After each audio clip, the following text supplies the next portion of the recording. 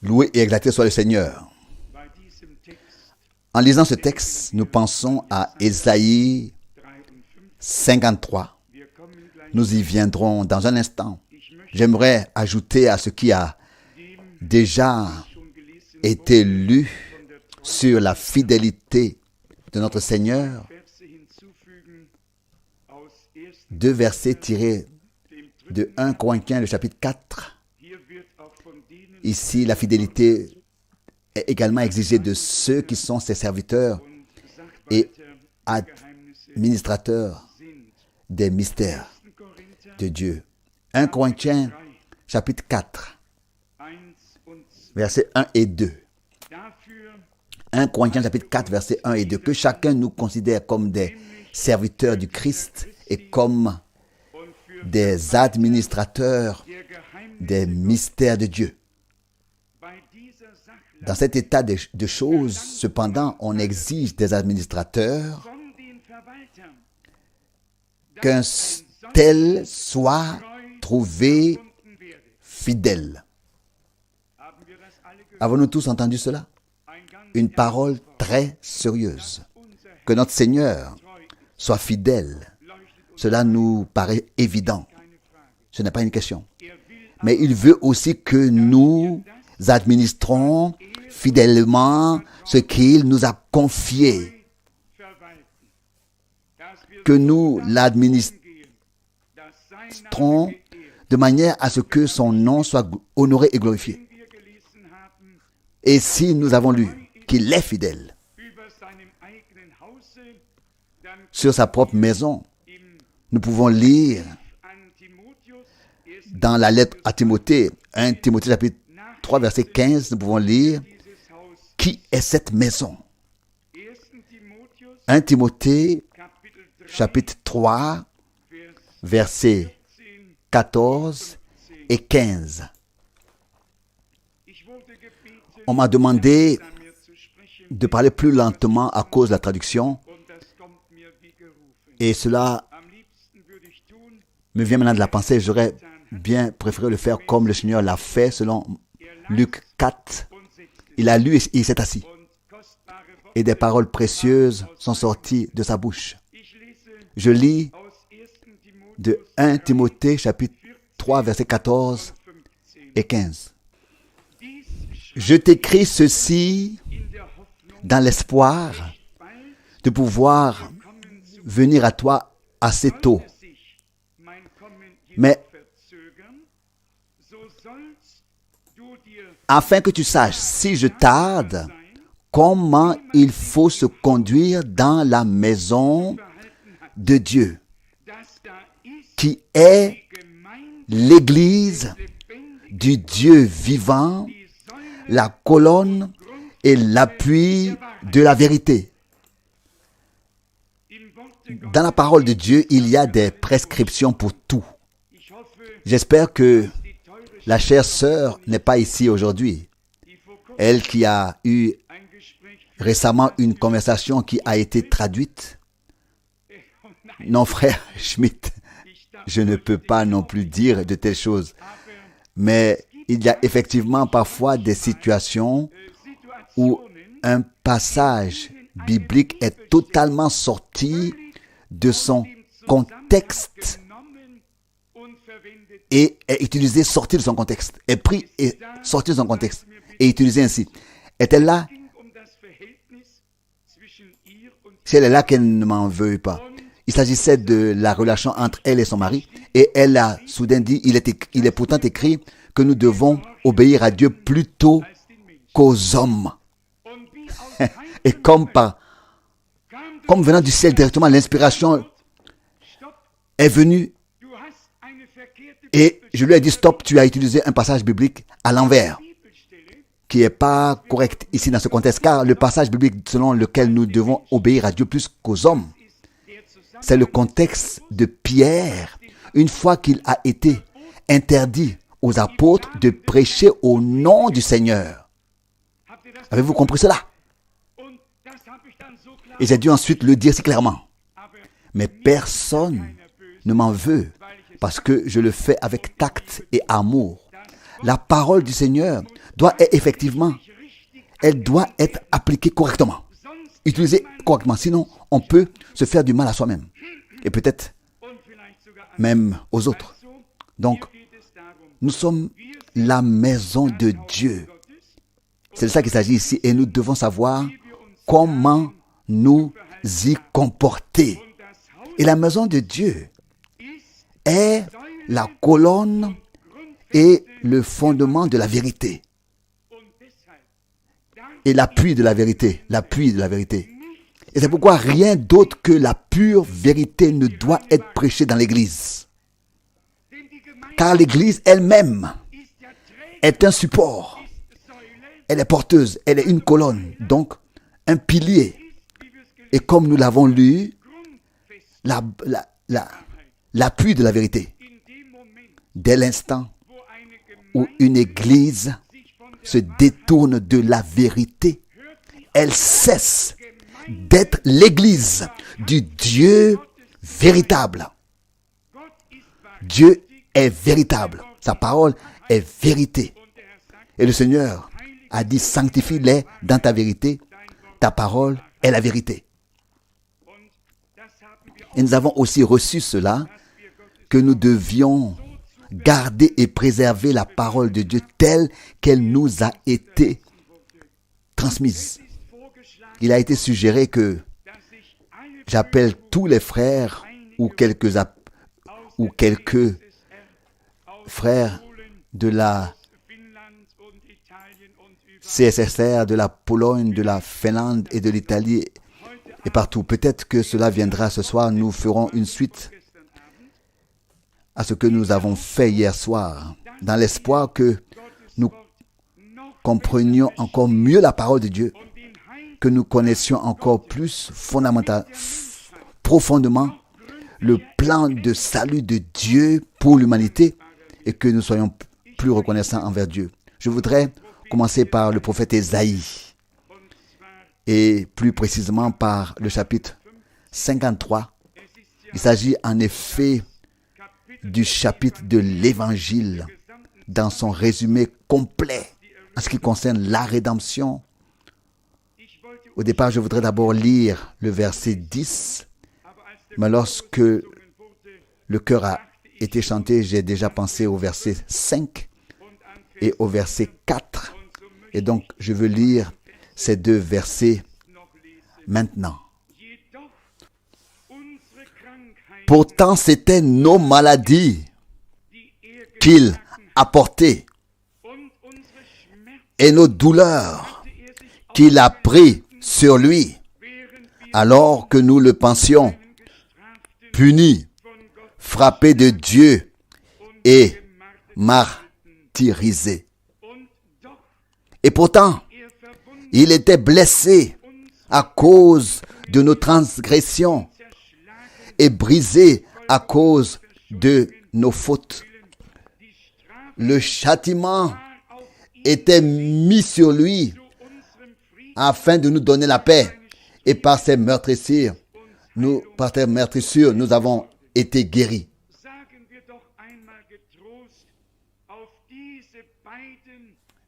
Pour ce qui est de l'histoire du salut, qui est d'une importance capitale, disons encore une fois Amen à ces deux versets. Il était blessé à cause de nos transgressions, frappé à cause de nos iniquités. Et le châtiment qui aurait dû nous frapper était tombé sur lui, était mis sur lui. Il a été frappé afin que nous puissions sortir libres. Si cela n'est pas la grâce et l'amour et la miséricorde de Dieu, alors je ne sais pas. Et nous avons aussi compris par la vraie connaissance de Dieu que Dieu n'est pas resté en haut dans le ciel, les mains jointes, à regarder ce qui arrivait à son Fils sur la terre. Mais nous avons compris ce qui est écrit Dans 2 Corinthiens 5 au verset 19, Dieu était en Christ. Dieu était dans le ciel, mais Dieu était aussi en Christ, réconciliant le monde avec lui-même. Et c'est pourquoi nous pouvons transmettre cette offre de grâce divine au monde entier. Je voulais, comme je l'ai déjà remarqué, lire à partir du verset 10. Verset 10, Ésaïe 53, verset 10. Mais il a plu à l'Éternel de le meurtrir par la maladie quand il aura livré sa vie comme sacrifice d'expiation pour le péché. Il verra une semence, postérité, et donc une semence, et vivra de longs jours, et la volonté de l'Éternel dans le plan du salut s'accomplira par lui. Nous allons bientôt aborder le fait qu'il y a différentes semences. Et Dieu a mis une inimitié entre une semence et l'autre. Et nous croyons que nous sommes la semence divine et que nous avons donc reçu le lien avec la semence divine de la parole afin de recevoir la parole en nous, de l'affirmer, de dire Amen et de nous placer au-dessous d'elle. Permettez-moi de lire la partie qui concerne Gethsémane, également dans Ésaïe 53, dès le verset 11. Verset 11. À la suite de son angoisse de l'âme, il verra du fruit et en sera satisfait. Par sa connaissance, mon serviteur, comme juste, aidera la multitude à être justifiée en se chargeant et en portant sur lui leurs iniquités. C'est pourquoi je lui donnerai pour héritage cette grande multitude et il partagera le butin avec les forts en récompense du fait qu'il a donné sa vie dans la mort et qu'il a été compté parmi les transgresseurs alors qu'il a porté le péché de cette multitude et qu'il a intercédé pour les transgresseurs. N'est-ce pas ce qui s'est passé à Golgotha? Père, pardonne-leur, car ils ne savent pas ce qu'ils font. Toutes les Écritures ont été accomplies du début à la fin. Quand il donnera sa vie dans la mort en expiation, il aura la multitude pour butin. Je voudrais lire à ce sujet le psaume 2. C'est l'un des psaumes les plus glorieux qui soit. Je voudrais maintenant lire le psaume 2. Psaume 2, versets 7 et 8. Laissez-moi faire connaître le dessein de l'Éternel. Il m'a dit, tu es mon fils. C'est moi qui t'ai engendré aujourd'hui. Plutôt, je t'ai moi-même engendré aujourd'hui. Revendique de moi et je te donnerai les nations en héritage et à toi en possession les extrémités de la terre. Amen.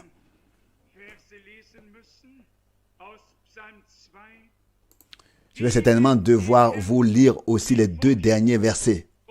Les deux derniers versets du psaume 2. Servez l'Éternel avec crainte, poussez-lui des cris de joie avec tremblement. Embrassez le Fils de peur qu'il ne s'irrite et que vous ne périssiez dans votre voie. Avons-nous entendu cela? Embrassez le Fils de peur qu'il ne s'irrite et que vous ne périssiez dans votre voie. Pourquoi? C'est dans le Fils que Dieu est devenu notre Sauveur. et a fait de nous des fils et des filles de Dieu.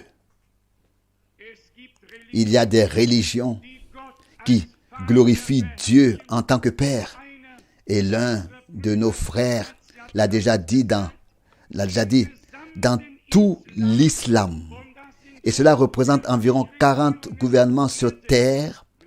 On croit que Jésus est né d'une vierge. Et on l'appelle Isaïe. Cela remonte à Yessé. Les uns écrivent Isaïe, les autres Yessé. Et ils croient qu'il reviendra avant que Dieu n'établisse son règne sur la terre. Parmi les 5 grands prophètes, il classe Jésus comme le plus grand et Mahomet comme le dernier. Mais cela ne leur sert à rien. Il faut reconnaître que Jésus est la révélation de Dieu lui-même sous forme humaine. Amen.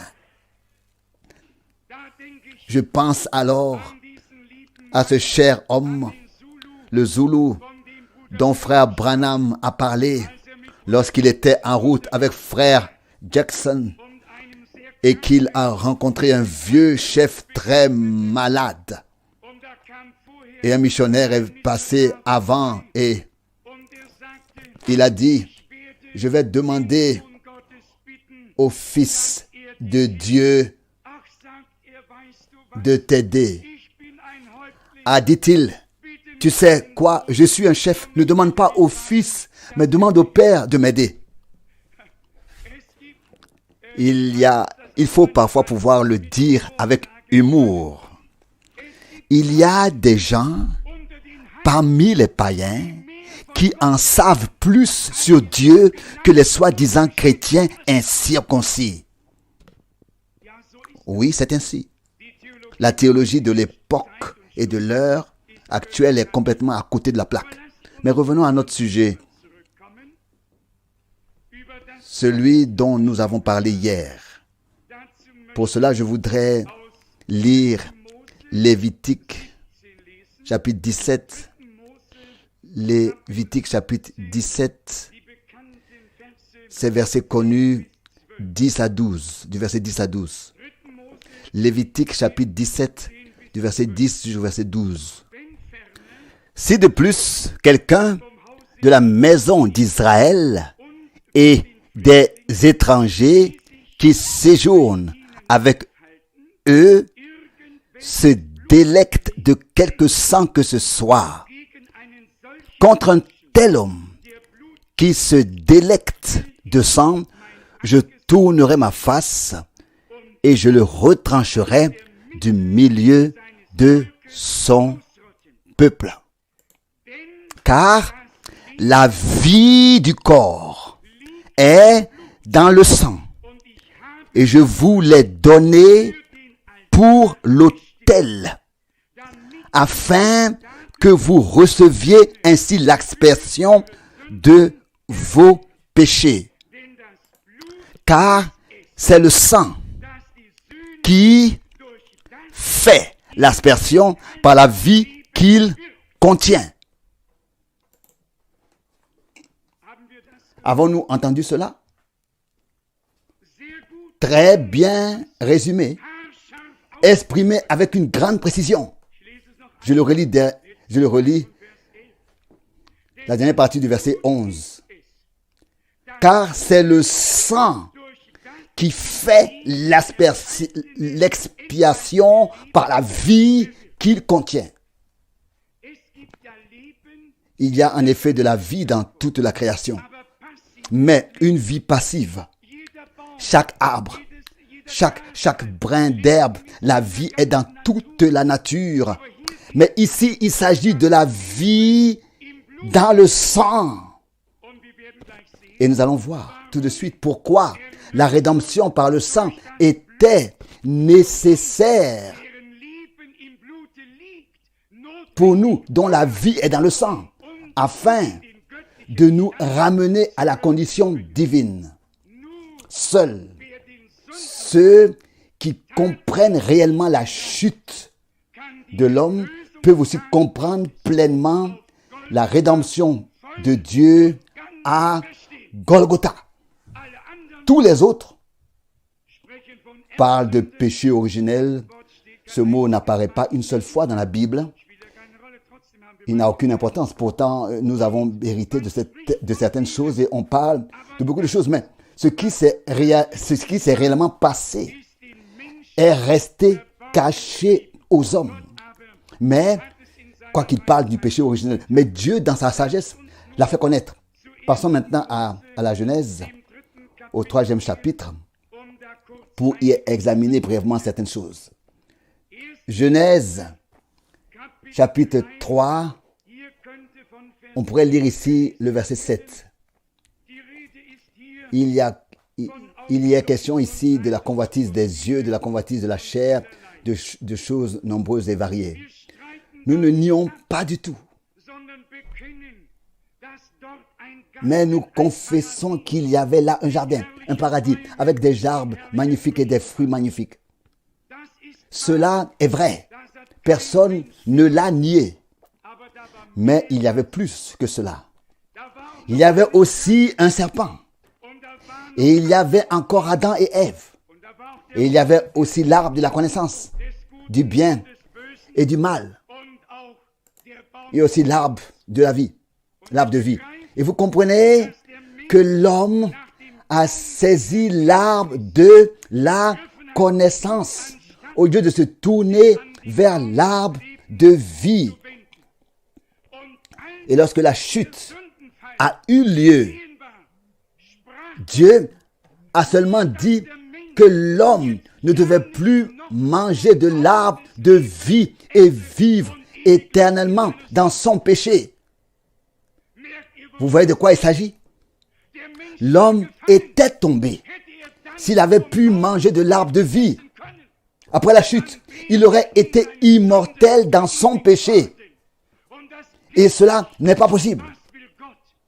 Que veut Dieu avec des gens qui pêchent éternellement, qui sont contre lui et qui se rebellent éternellement? Dieu voulait un retour en arrière. Et il a réussi ce retour par Golgotha, le début de la nouvelle création. Oh, quelle image glorieuse! Je ne sais pas ce que vous pouvez y voir ou pas, un peu d'anglais traduit en français ici. Pensez en anglais, parler en français, mais pour moi, l'image est claire. Je vais maintenant, l'enfant Franck a dit en allemand, donc je traduis, je dis en français. Je vais maintenant lire Genèse 3 du verset 13. Genèse 3 du verset 13. Alors l'Éternel Dieu dit à la femme, pourquoi as-tu fait cela? La femme répondit, le serpent m'a séduite et j'ai mangé. Personne ne nie qu'il y ait eu séduction et qu'on ait mangé. Mais nous verrons bientôt qu'il s'est passé un peu plus que cela. Le verset 14. Alors l'Éternel Dieu dit au serpent, parce que tu as fait cela, tu seras maudit devant tout animal apprivoisé ou sauvage. Tu ramperas sur le ventre et tu mangeras de la poussière tous les jours de ta vie. Si vous lisez Genèse 3 du verset 1 à 7, vous constaterez que le serpent a eu toute une conversation avec Ève. C'était une véritable discussion et il y avait des allers et retours. Et c'est là que je pense à la phrase de frère Branham. La science cherche frénétiquement. On l'appelle missing link. Ce petit bout de français. Chaînon manquant. On le cherche. Et alors frère Branham dit avec grandeur, par révélation de l'Esprit, vous l'avez là dans le jardin d'Éden. Les gens parlent de gens de l'âge de Pierre. Et voilà les différentes dénominations. ou bien leurs différents noms, ce n'était rien d'autre que la descendance de Caïn, un mélange entre l'animal et l'homme. L'âge de pierre, tous ces hommes, et les fouilles que la science n'arrive pas à gérer, d'où elle déduit la théorie de l'évolution. Les fouilles sont là, et les crânes sont très différents. Mais ils n'ont pas la réponse à ce qu'ils trouvent. La réponse sur les mystères de Dieu ne s'entend pas dans une faculté scientifique, mais est révélée là où elle doit l'être. Nous sommes reconnaissants pour de telles révélations que Dieu nous a données par grâce, pas seulement transmises à nous par le ministère de Frère Branham. Je continue la lecture du verset 15.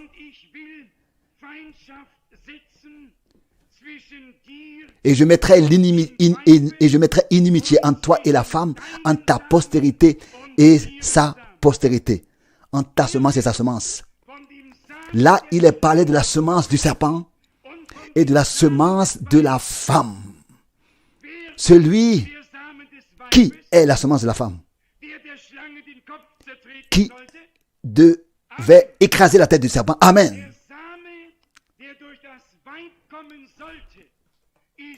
Celui qui est la semence de la femme devrait écraser la tête du serpent. La semence qui devait venir par la femme est Jésus-Christ, notre Seigneur. Nous le lirons encore ici et dans d'autres passages. Verset 15, je relis. Et je mettrai inimitié entre toi et la femme, entre ta postérité et... Donc, semence, c'est une postérité. Postérité quand... ou bien descendance. Si l'on dit la semence d'Abraham, il s'agit de la descendance d'Abraham. Est-ce que cela est compréhensible? On pourrait mentionner d'emblée des dizaines de passages bibliques à ce sujet. Nous continuons à lire et plus précisément,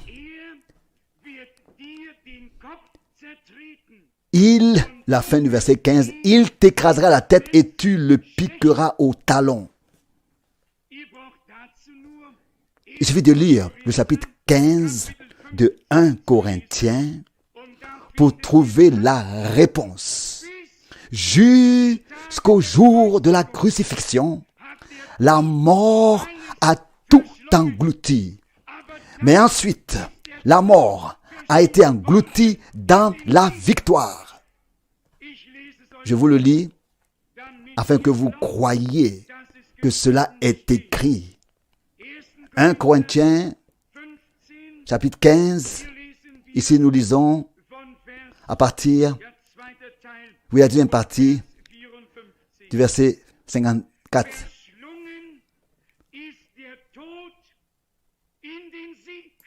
La mort est engloutie dans la victoire.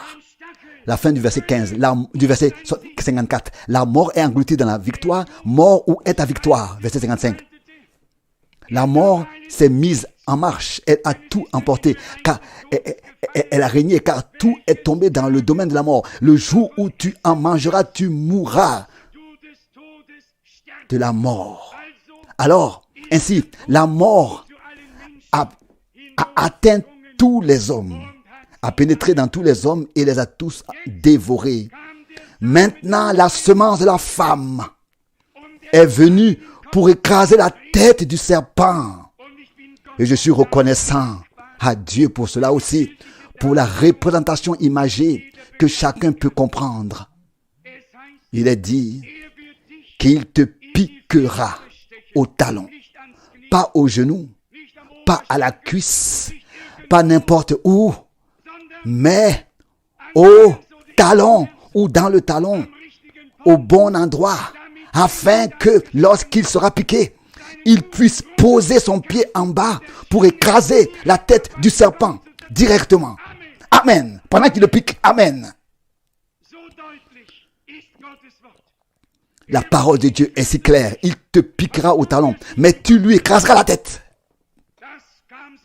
C'est arrivé jusqu'à temps. Merci à mon Dieu pour cela. Le diable est peut-être un artiste, mais Dieu est tout puissant.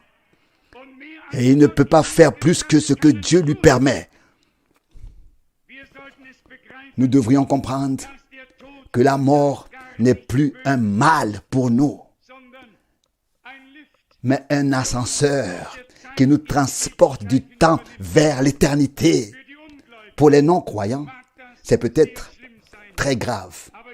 Mais Jésus a dit, je l'ai lu aujourd'hui sur le toit ici, sur le toit. Jésus a dit, celui qui croit en moi vivra même s'il meurt. Nous ne faisons que passer par la vallée de la mort, mais pas dans la mort, seulement dans la vallée de la mort. Et ce faisant, nous ne craignons aucun malheur, car le malheur a été bien réparé. Le dommage a été réparé par Golgotha. Loué soit le nom du Seigneur. Il est maintenant écrit au verset 16. L'affaire du serpent était maintenant terminée. Maintenant, le Seigneur Dieu se tourne vers Ève et dit à la femme. Mais il dit à la femme, je te préparerai beaucoup de fatigue quand tu seras mère. C'est dans la douleur que tu enfanteras des enfants. Et néanmoins, tu auras des désirs pour ton mari, mais il sera ton Seigneur. N'en est-il pas ainsi jusqu'aujourd'hui? Les femmes mettent au monde leurs enfants dans la douleur. Mais avez-vous déjà entendu dire que si une femme mangeait le fruit d'un arbre quelconque, des enfants naîtraient ensuite? Je n'ai jamais entendu cela. Il s'est passé ou il doit s'être passé quelque chose que nous connaissons comme ayant été la chute directe de l'homme. Et si il est écrit qu'Ève a été séduite, alors j'aimerais savoir si quelqu'un venait à vous et vous disait, imaginez, savez-vous que ma fille a été séduite? Vous ne croiriez tout de même pas qu'elle a mangé une glace, n'est-ce pas? S'il vous plaît. Quelqu'un croirait-il qu'elle a mangé une glace? Certainement pas. Là encore, je pourrais utiliser un grand nombre de passages bibliques. Lorsque Joseph était en Égypte et que la femme du roi voulait s'emparer de lui, il est écrit textuellement qu'il ne s'est pas laissé séduire par elle. J'ai lu suffisamment de passages bibliques. Vous pouvez vous y fier. Après cette séduction, le Seigneur Dieu a prononcé la malédiction et l'a placée là où elle devait être placée. Il n'a pas dit, si tu prends encore une fois n'importe quel fruit là, tu auras mal en le mangeant. Il a dit à sa place, dans la douleur, tu enfanteras des enfants. Et savez-vous ce que je vais vous dire d'autre? La parole de Dieu est si parfaite qu'elle est déjà ici exprimée au pluriel déjà. Et ça aussi, je vais vous le lire dans le chapitre 4. Car la plupart des gens s'arrêtent trop tôt. Je ne sais pas pourquoi les gens ne peuvent pas lire un sujet jusqu'au bout. Dans Genèse, chapitre 4, nous lisons le verset 1. Ève enfanta ensuite un fils, Caïn, à Adam, son mari. Elle dit alors, c'est un homme que j'ai appelé à l'existence avec l'aide de l'Éternel. Cette expression « aide de l'Éternel » a été fatale à de nombreux théologiens. Oui, je vous le demande, chères sœurs, il n'y avait pas encore de sages femmes, n'est-ce pas, à l'époque? Il n'y avait pas encore de médecins. Il n'y avait encore rien. Et les douleurs ont commencé. Les cris étaient énormes. Oui, qui pouvait aider? Je vous en prie. Pas de problème. Le médecin n'était pas encore là non plus. Le Seigneur, dans sa grande miséricorde, aura aidé, comme c'est écrit ici, avec l'aide du Seigneur. Mais écoutez, ce qui est écrit au verset 2, car ceci est très important. Après cela, elle enfanta encore une fois, à savoir son frère Abel, sans qu'il soit question de connaissance, sans qu'il soit question d'avoir été connu. Comprenez-vous cela? Encore une fois, comprenez-vous cela? Il n'est plus question d'avoir été connu. Le premier est né, puis le second, Abel, est né sans qu'il soit question d'avoir été connu. Sans qu'il soit question, encore une fois, d'avoir été encore connu. Je dis tout cela ou je cite ces passages des Écritures pour une seule et unique raison. S'il y a encore parmi nous de tels frères et sœurs qui sont impliqués dans des discussions et qui ne savent peut-être plus quoi faire, que cela vous aide à obtenir plus de clarté comme vous l'avez fait jusqu'à présent, comme vous l'aviez eu jusqu'à présent. Et à ne pas vous contenter d'entendre dire oui, cet homme-là a dit ceci ou cela, ce Branham, etc. Mais à croire vous-même et à prouver cela par les Écritures et pouvoir le montrer de manière biblique. J'aimerais en fait continuer à lire. Et ce qui a été dit, je l'espère, suffit à nous montrer en quoi consistait la chute de l'homme. Satan est ainsi entré dans la chair et le sang de l'humanité. Et Dieu a dû trouver un moyen d'entrer dans la chair et le sang pour nous arracher au domaine de Satan et nous ramener dans la lignée divine, dans la race divine. C'est ainsi, c'est oui et amen. S'il y avait eu un fruit en jeu, Dieu aurait pu prendre aussi un autre fruit. C'était l'engendrement. Et c'est pourquoi que Dieu a dû faire un nouveau départ par engendrement. Tu es mon fils. Aujourd'hui, je t'ai engendré. Le début de la création de Dieu. Gloire au Dieu vivant. Fini le croisement. Par la croix, la croisée des chemins a été abolie. Nous avons été ramenés et amenés à la race divine que nous aurions dû être déjà dès le début. Je voudrais lire un passage de 1 Corinthiens pour que vous sachiez qu'il y a eu deux commencements. 1 Corinthiens chapitre 15 et nous lisons ici le verset 21, du verset 21. 1 Corinthiens chapitre 15 du verset 21. En effet, 1 Corinthiens 15, verset 21. En effet, puisque la mort est venue par un homme, la résurrection des morts se fait aussi par un homme. Remarquez-vous, par un homme. Le Seigneur est devenu serviteur. Est-ce que vous comprenez cela? Il est devenu un être totalement humain. Il a même dit, comme nous l'avons lu, je remets mon esprit entre tes mains. Il est mort en tant qu'homme, pas en tant que Dieu. En esprit, il était Dieu. Et en esprit, il est descendu prêcher aux esprits en prison. Et le troisième jour, il est ressuscité d'entre les morts. Et il vit. Et nous aussi, nous pouvons vivre. Encore une fois, 1 Corinthiens chapitre 15, le verset 22 maintenant. En effet, comme en Adam, tous meurent, de même aussi en Christ, tous seront ramenés à la vie. Mais chacun en son rang, selon sa propre répartition. En effet, comme en Adam, tous meurent, de même en Christ, tous seront ramenés à la vie.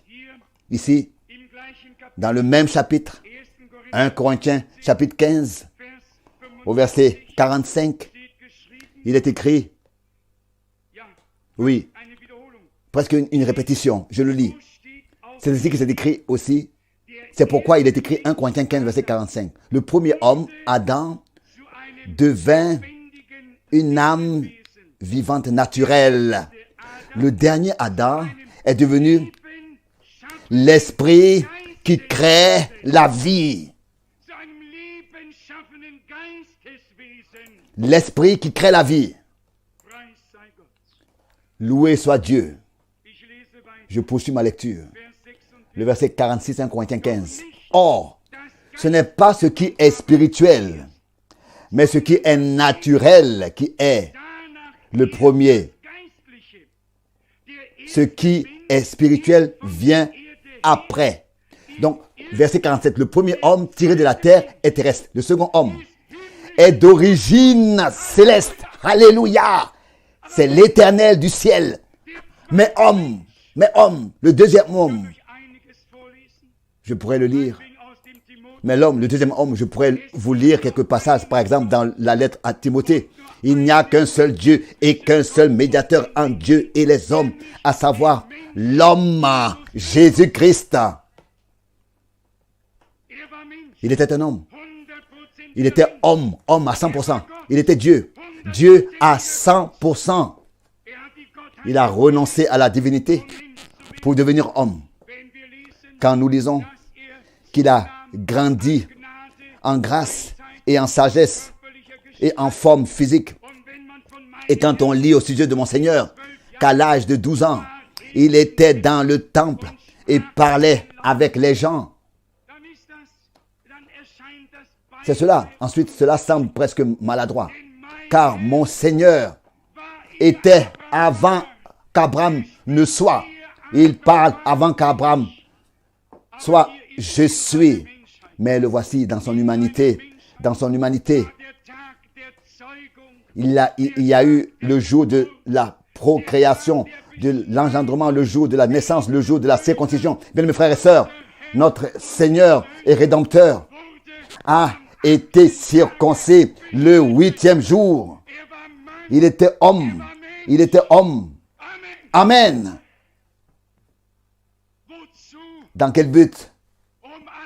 Pour satisfaire à ce que la loi exigeait et par laquelle nous étions condamnés pour ceux qui étaient sous la loi et pour racheter tous ceux qui n'étaient pas sous la loi et pour donner à tous sans distinction la grâce et le salut. D'un point de vue terrestre, sans exception de personne, il a eu un début du point de vue terrestre. Mais nous arrivons encore à quelques passages bibliques. Je lis seulement dans 1 Corinthiens 15, maintenant encore une fois le verset 47 et ensuite jusqu'au verset 49. 1 Corinthiens 15, verset 47. Le premier homme tiré de la terre est terrestre. Le second homme est d'origine céleste. C'est l'Éternel du ciel. Tel qu'est l'homme terrestre, tels aussi sont les hommes terrestres. Et tel qu'est l'homme céleste, tels aussi sont les hommes célestes. Amen. Amen. Là, je pense alors à la parole dans l'épître de Jean. Ce que nous serons n'a pas encore été manifesté. Mais quand cela sera manifesté, alors nous serons semblables à lui. Alléluia. Lui le premier-né entre plusieurs frères. Et pour que vous puissiez, vous preniez cela comme une consolation divine, lisons encore le verset 49. Et de même que nous avons porté l'image du terrestre, nous porterons aussi l'image du céleste.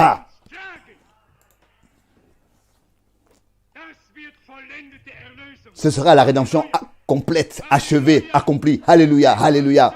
Achevée quand il n'y aura plus de traces de péché et de maladie, de détresse, de souffrance. Je peux vous l'assurer. Dans la résurrection, il n'y aura que des corps parfaits, jeunes, dans la fleur de l'âge, de notre jeunesse. Personne ne marchera plus avec une canne. Alléluia, gloire à Dieu, gloire à Dieu. Nous qui avons déjà un peu de mal à nous déplacer après un lourd fardeau ou à nous lever le matin, nous serons particulièrement heureux et nous nous réjouirons particulièrement lorsque nous serons jeunes et que nous ne ressentirons plus rien de tout cela. Je voudrais maintenant lire à ce sujet un passage du prophète Ésaïe afin de le compléter un peu avec la promesse de la semence qui devait venir par la femme. Ésaïe, chapitre 7, verset 14. Ésaïe 7, verset 14. C'est pourquoi le Tout-Puissant lui-même vous donnera un signe.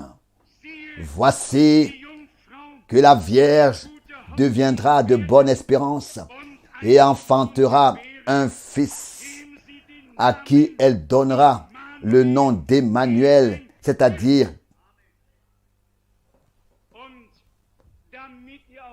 et pour que vous compreniez aussi la partie humaine de l'Emmanuel, je lis le verset suivant et vous prie de ne pas vous en offusquer. Le verset 15, il vivra de lait caillé et de miel au temps où il saura rejeter le mal et choisir le bien. Amen. Je voudrais donner ceci à tous les jeunes frères par expérience. Au moment où le masculin veut s'exprimer un peu, manger un peu plus de lait caillé et de miel et pas trop de steak, etc. La parole de Dieu, je vous le dis, c'est écrit ici, au moment où il sait rejeter le mal et choisir le bien, il devrait consommer du lait caillé et du miel. Dieu sait tout en détail.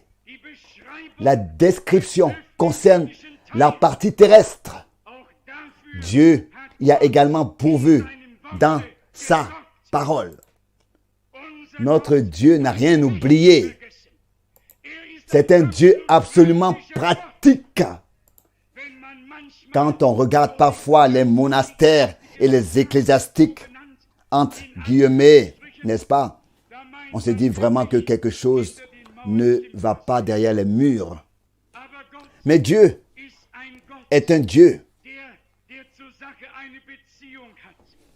qui a un rapport avec la chose. Continuons à lire Michée, peut-être encore le chapitre 9, la parole bien connue d'Ésaïe. Ésaïe chapitre 9, pardon, pas Michée, Ésaïe chapitre 9 au verset 5. Car l'enfant nous sera né, le fils nous sera donné, sur l'épaule duquel reposera la domination. Et son nom sera merveilleux, conseiller, Dieu vainqueur, Père éternel, prince de la paix. Verset 6, sa domination sera étendue et la paix ne cessera pas sur le trône de David. Et pour sa royauté, l'établissement et la soutenant par la justice et l'équité, dès maintenant jusqu'à dans l'éternité. Le zèle de l'Éternel des armées accomplira cela. Lui, le Père éternel, le prince de la paix, naît dans ce monde comme un enfant, enveloppé de l'ange et déposé dans une crèche, de linge et déposé dans une crèche. Mais ce n'était que le début, le commencement. Nous ne regardons pas seulement au commencement. Nous regardons à la fin, à ce que Dieu a accompli en Christ. Lisons dans le prophète Michée, le 5e chapitre. Michée, chapitre 5, dès le premier verset.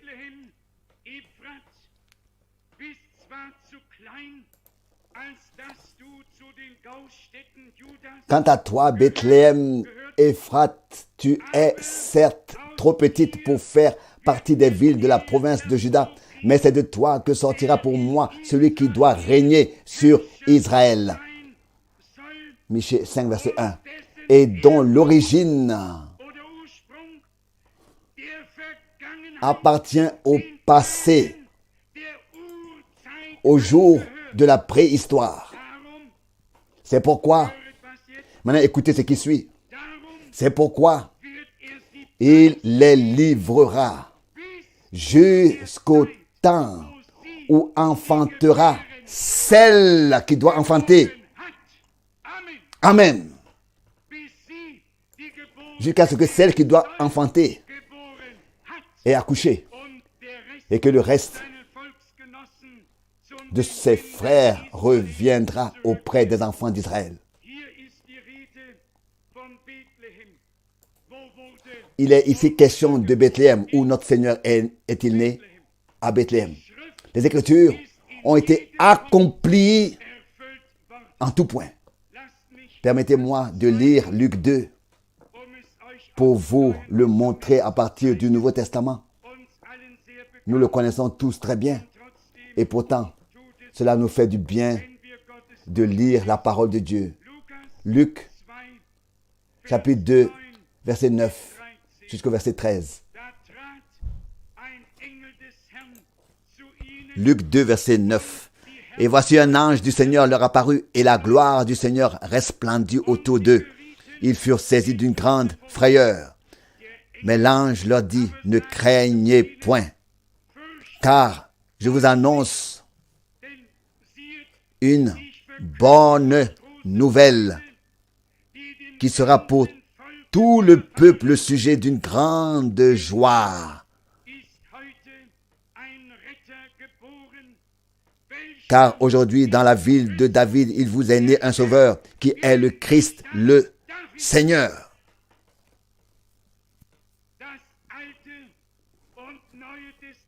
L'Ancien et le Nouveau Testament concordent exactement. La semence de la femme a été annoncée depuis Genèse 3, verset 15, par le prophète Ésaïe, par le psalmiste, par le prophète Michée, comme ayant enfanté celle qui devait enfanter. Comme ayant enfanté celle qui devait enfanter. Et maintenant, nous apprenons nous voyons que cela a été fait. C'est accompli pour notre salut, pour que nous soyons sauvés, pour notre bénédiction. Oh, laissez-moi le crier une fois de plus au monde entier. Dieu s'est fait homme pour ramener l'humanité à la condition divine. Ce n'est pas un sujet sur lequel il faut étudier pendant 9 semestres dans un séminaire. Et je pense ici à l'homme qu'il a effectivement étudié. Vous pouviez lui dire ce que vous vouliez. Sa tête ressemblait à celle d'une vache. Si ce n'est pas un âne. Et il secouait effectivement la tête. Ici et là, un homme des Pays-Bas, et avait de toute façon les oreilles décollées. Quant à la divinité, il ne pouvait même pas en parler. Il a dit, toute mon étude a constitué à étudier la relation du Père au Fils, du Fils au Père, de l'Esprit au Fils, de l'Esprit au Père. Cela allait en zigzag, toute la confrontation. Et je disais, mon cher monsieur, ma révélation, c'est le contraire. C'est-à-dire de montrer comment tout se tient. Amen. Avez-vous compris? Il ne s'agit pas d'une relation les uns avec les autres. Ici, ils étudient la relation du Père au Fils. Et vice-versa. Arrêtez donc. C'est la révélation. Et encore la révélation. C'est une révélation. Toute la théologie a égaré le peuple. Grâce à Dieu, nous avons maintenant, à la fin des jours, une vision claire, grâce à la révélation claire de Dieu en Jésus-Christ, notre Seigneur. Mais si quelqu'un prie ici Père, je te remercie d'être mort pour moi. J'ai alors envie de l'interrompre et de dire un instant, s'il vous plaît, ce n'est pas vrai. Car le Père n'est pas mort. C'est le Fils qui est mort. Le Père est Dieu en tant qu'esprit. Mais nous avons déjà suffisamment parlé de cela. Encore deux passages bibliques. L'un est tiré d'Apocalypse 3, que nous venons déjà de citer. Apocalypse, chapitre 3, verset 14.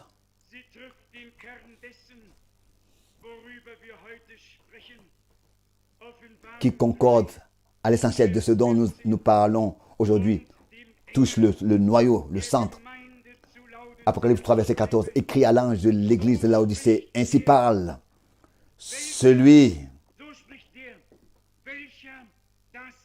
qui est l'Amen, le témoin fidèle et véridique et véritable, le commencement de la création de Dieu. Ici, nous avons le commencement de la création de Dieu en forme humaine. Nous sommes un peuple de rois et de sacrificateurs. Nous sommes devenus une race divine par Jésus-Christ, notre Seigneur. Ainsi parle celui qui est l'Amen. L'Amen, ça veut dire, c'est le ainsi dit, c'est ainsi soit-il. Conclusion, finish, fini. L'Amen, l'absolu. Il est l'Amen. Et nous l'avons entendu dans l'introduction, la parole d'introduction, fidèle dans sa propre maison. Celui qui est l'Amen, le témoin fidèle et véridique, le commencement de la création de Dieu. La création par l'engendrement. Et c'est exactement ce qui arrive à tous ceux qui naissent de nouveau. Si quelqu'un est en Christ, il est une nouvelle créature, une nouvelle création, mais une création par engendrement. C'est ce que je vous lis. Ce doit être dans l'épître de Jean. Je ne suis pas préparé pour cela, mais je ne veux pas que quelqu'un s'en aille d'ici en pensant que nous l'avons seulement dit ainsi. 1 Jean, chapitre 5, à partir du verset 1. 1 Jean, chapitre 5, verset 1. Tout homme qui croit que Jésus est loin de Dieu est engendré de Dieu. Et tout homme qui aime son Père aime aussi ses enfants. Nous avons été engendrés par Dieu, par la parole et l'esprit. Et ainsi, nous sommes devenus une nouvelle création. 1 Pierre, chapitre 2. 1 Pierre, chapitre 2. Ici, nous lisons le verset 9. Peut-être même à partir du verset 7. C'est donc à vous, 1 Pierre, chapitre 2, verset 7, qui possédez la confiance, qu'est donné le bien précieux, qui possédait la confiance, possédait la foi, qui est devenu le bien précieux, qui est donné le bien précieux. Mais pour les incrédules, la pierre qu'ont rejeté les bâtisseurs est devenue la pierre angulaire.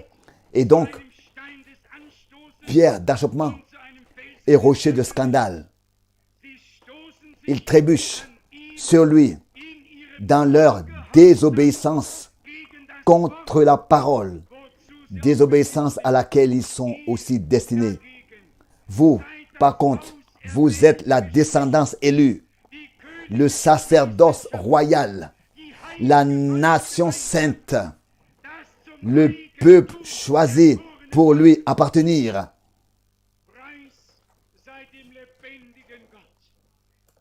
Gloire au Dieu vivant. Nous avons vécu deux naissances. Une naissance due à une union et une procréation ou engendrement terrestre, et une nouvelle naissance due à une union avec Dieu et la parole de Dieu et l'Esprit de Dieu. Une union d'amour doit avoir lieu lors de la première naissance, n'est-ce pas? Et aussi, une union d'amour doit avoir lieu lors de la première naissance et aussi lors de la deuxième naissance. Ainsi, Dieu a aimé le monde. L'amour, c'est l'amour qu'il a poussé. Par amour, il a dit, il faut que vous naissiez de nouveau. Sinon, vous ne pourrez pas voir le royaume de Dieu. Puisse le Dieu Tout-Puissant écrire ses paroles dans nos cœurs, nous révéler encore plus profondément le contexte et nous rendre plus reconnaissants pour ce que Dieu a fait pour nous. En vérité, nous confessons qu'il a fait de grandes choses pour nous et nous nous en réjouissons. Personne n'a besoin de mourir dans son péché. Christ est mort pour nous justifier une fois pour toutes. Il est le commencement de la création de Dieu. Et nous en sommes la continuation. Il est le premier-né et nous sommes les premiers-nés. Il est les prémices. Il est le premier, et nous sommes les prémices. Il est le roi et nous sommes un peuple de rois. Il est le souverain sacrificateur et nous sommes un peuple de sacrificateurs. Alléluia! Que Dieu soit notre Dieu, loué pour sa grâce et son salut et pour sa grâce qu'il nous a accordée. Amen. Levons-nous, adorons et remercions Dieu de tout notre cœur. Frère Rousse, voudrais-tu venir? Père Céleste, nous te remercions ensemble pour la puissante et sainte parole de Dieu qui nous a été offerte à nouveau par grâce. Seigneur, ce n'est pas par mérite, mais par grâce que tu nous parles comme à ton peuple, car nous sommes ton peuple, le troupeau de ta main, les membres de ton peuple. C'est à eux que tu as toujours parlé depuis le commencement. Seigneur, jusqu'à dans nos jours. Seigneur, nous voulons te louer pour cela et exalter ton nom. Car c'est à toi seul que revient la gloire. C'est à toi seul qu'appartiennent la louange et l'adoration. Nous te remercions de nous ouvrir l'esprit, la compréhension pour ta parole, de nous permettre de la comprendre, de l'accepter dans nos cœurs, de la croire. Alléluia. Louange et action de grâce. Louange et adoration. Quelle grâce. Oh, quelle grâce de nous offrir tout cela si merveilleusement. Seigneur, cela passe aux yeux des intelligents et des sages, mais c'est aux yeux des tout-petits que tu le révèles. Seigneur, comme en ces jours là, comme en ces jours ici aussi, comme autrefois. Seigneur, nous t'adorons, nous louons ton nom, nous glorifions ta grâce.